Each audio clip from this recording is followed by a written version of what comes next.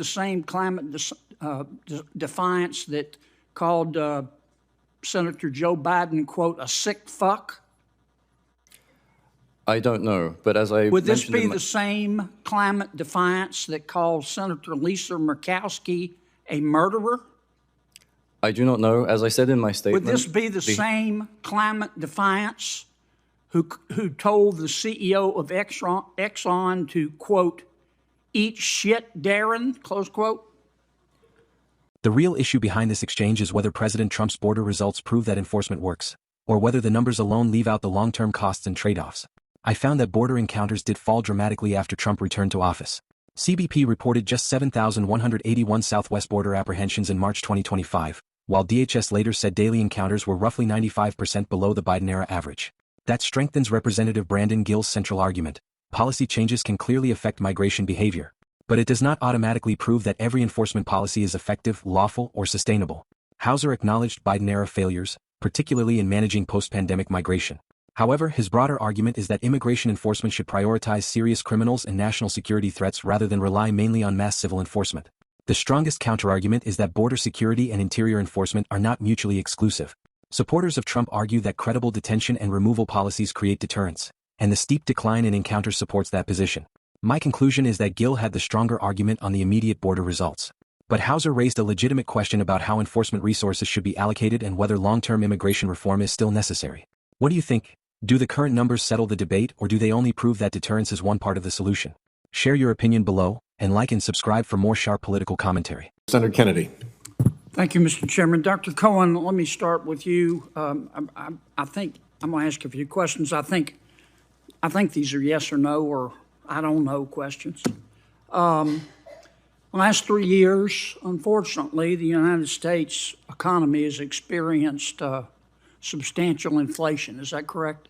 Yes, sir. And yes, sir. That inflation is man-made, is it not? Any inflation is man-made, sir. And that man's name is Joe Biden, is it not?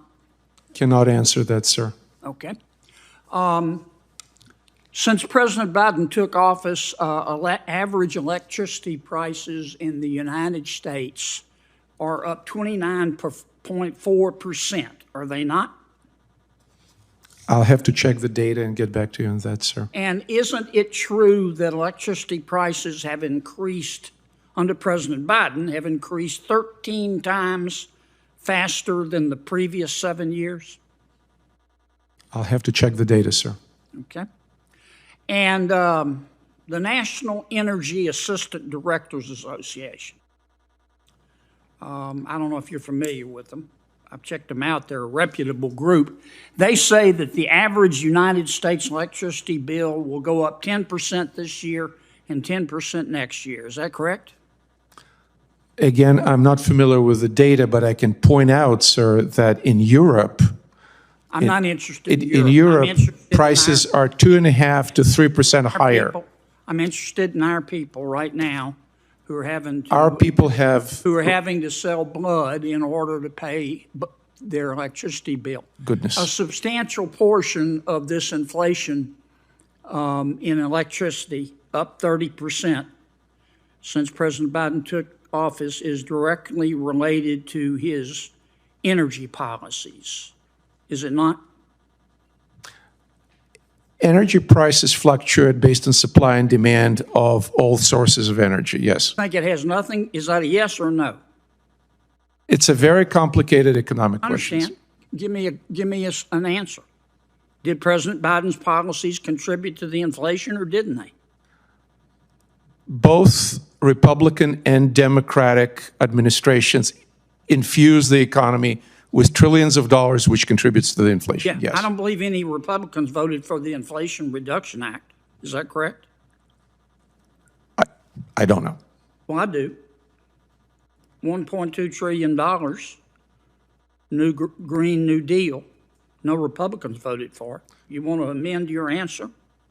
I'll amend my answer that under President Trump and under President Biden, trillions of dollars were infused into the economy under Trump, and contributed to 5% inflation. Over 4 years, and under Biden, they went up 30% over 3 years. Which is better?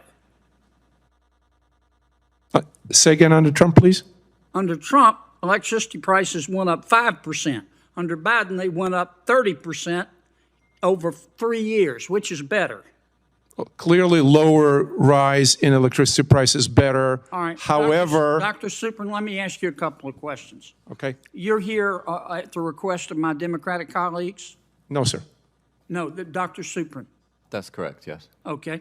Dr. Suprin, on December 14, 2023, you tweeted in support of Climate Defiance.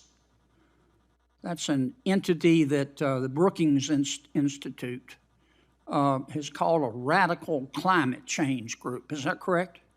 I don't recall, I'm afraid. Okay. Would this be the same Climate Defiance that I'm looking at your tweet, you tweeted in support of them. Would this be the same Climate Defiance that called Senator Joe Biden, quote, a sick fuck?